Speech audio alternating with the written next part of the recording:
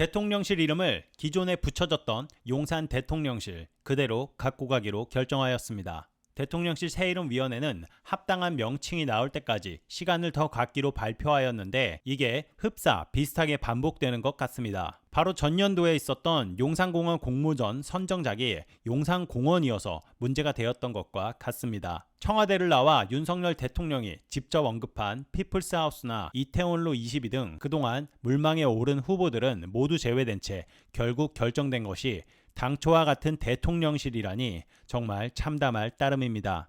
대통령실 새 이름 위원회에 따르면 용산으로 옮겨간 대통령실 명칭을 새로 권고하지 않기로 결정하였습니다. 명칭을 새로 짓기 위해 한 달간 대국민 공모를 진행했고 국민들의 관심이 뜸한 상황 속에서 약 3만여 건의 응모작을 접수한 채 5개까지 최종 후보군을 추렸지만 기존 이름 그대로 사용하기로 결정된 것입니다. 이번 결정은 최종 후보군으로 올랐던 국민의 집, 국민청사, 믿음청사, 바른누리, 이태원로 22 등 5개가 공감대를 얻지 못하면서 이루어진 것으로 보입니다. 후보군이 결정에서 제외된 이유는 기존 대통령실이 청와대로 불렸던 점을 비춰봤을 때 무게감이 떨어지기 때문인 것으로 전해졌습니다. 무게감이라는 것은 이름 자체에서 오는 것보다 그 이름이 지칭하는 대상에서 나오는 것입니다.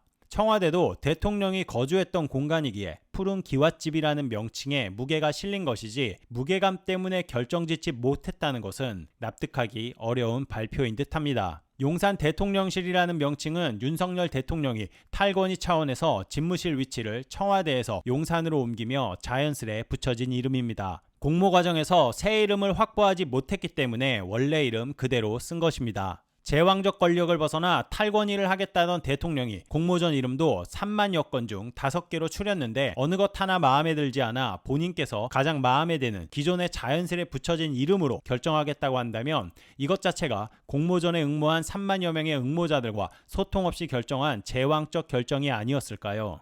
대통령실 이름을 기존대로 가져가면서 대국민 공모 과정 중 내걸었던 상금을 두고 설왕설래가 이어질 것으로 예측되는데 국민들은 그다지 큰 관심이 없는 듯합니다. 아울러 대통령실이 5개의 후보작에 대해 대국민 온라인 선호도 조사를 진행한 결과 이태원로 22와 국민청사가 각각 1, 2위를 차지한 것으로 알려졌습니다. 새 이름 위원회는 해당 공모를 개최하며 최우수상 600만 원을 비롯해 우수상, 장려상 등 총 1200만 원 규모의 금액을 걸었는데 후보군이 모두 탈락하며 이 돈은 공중에 뜨게 생겼습니다. 용산공원 공모전 때 선정작이 용산공원이라 비난이 빗발친 게 1년이나 지났을까요? 왜 이런 실수가 매번 반복되는 것일까요? 그건 바로 준비 없이 일을 진행시키다 보니 발생되는 문제라고 봅니다. 정부 최고기관에서 진행하는 공모전이 왜 이런 허술한 절차와 과정을 통해 국민들께 실망을 안겨드려야 하는지 대통령실 관계자는 해당 문제에 대해 성찰 있는 반성이 필요한 듯합니다. 로고와 명칭까지 완성된 걸로 보아 이대로 대통령실 명칭으로